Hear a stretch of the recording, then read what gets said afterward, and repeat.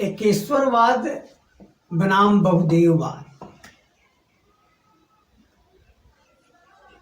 एकेश्वरवाद यानी एक ईश्वर, बहुदेववाद का मतलब बहुत सारे देवता।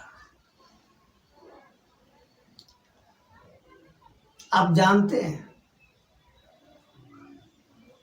कि अनुभूति जो अखंडता का है वही ईश्वर है, अखंडता की अनुभूति।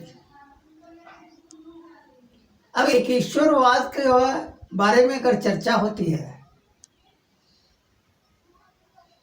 तब यह संख्यावाचक एक गाय, एक घोड़ा, एक कुत्ता, एक बिल्ली, एक घर, संख्या का बोध कराता है।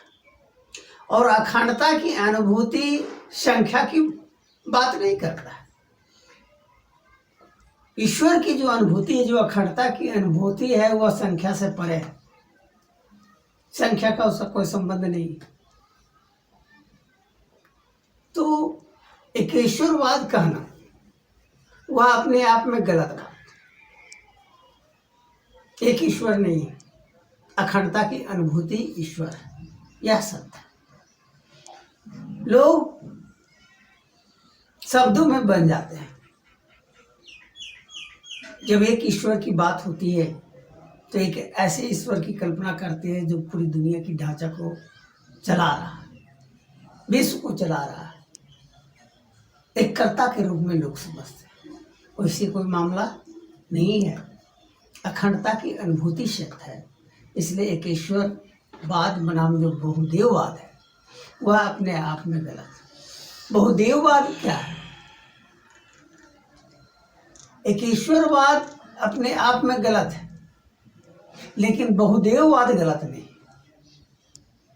एक छोर से बहुत सारे देवता, अखंडता की जो अनुभूति है उसका संबंध जब देश और काल से हम जोड़ते हैं तब वह देवता कहलाता है। लेकिन अखंडता के अनुभव केंद्रीय विषय रहता है। देश और काल, विभिन्न अनुभूतियों का विविध स्तर, वह देवता है।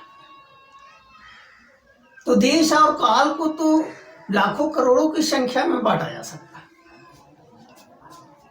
अखंडता की अनुभूति के आलोक में ही केंद्रीय विषय अखंडता की अनुभूति ही रहती है।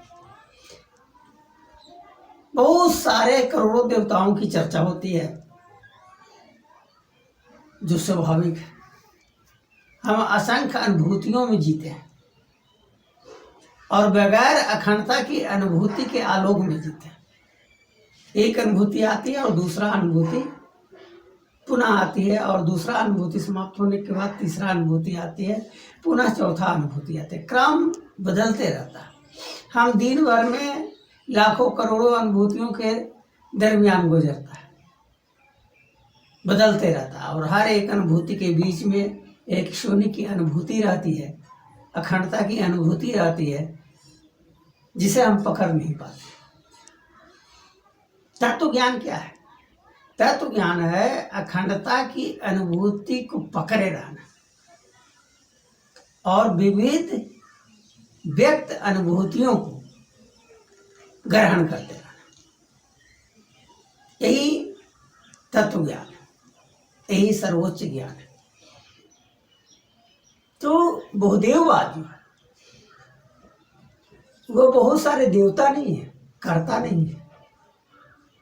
जैसा कि लोग समझते हैं ब्रह्मा यानी कोई पैदा हुआ है और वो देवता रहेगा, वो कर रहा है, विष्णु जो पाल रहा है, महेश जो मार रहे हैं, इस तरह का कोई मामला नहीं है।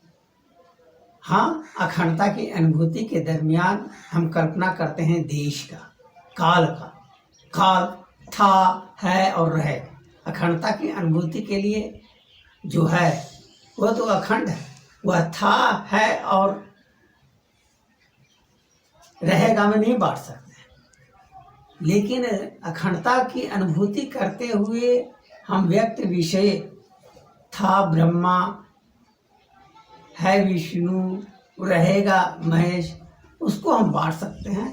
अपने हमारी जो सोच है, हमारी जो कल्पना है, उसके हिसाब से हम बांटते हैं। तो एकेश्वरवाद कहना गलत है और बहुदेववाद ज़्यादा सही है। जबकि जो लोक परंपरा है एकेश्वरवाद और बहुदेववाद के बारे में जो कल्पनाएं लोगों की है वह दोनों गलत है। अखंडता की अनुभूति के आलोक में जो विविध विषयों को हम ग्रहण कर रहे हैं, देश और काल का बंटवारा कर रहे हैं, वह बहुदेववाद है। और एक ईश्वरवाद एक ईश्वर नहीं है, क्योंकि एक ईश्वर का मतलब होता है कि वह कर्ता के रूप में चिन्हित करना, जो है ही नहीं। अखंडता की अनुभूति ही ईश्वर है।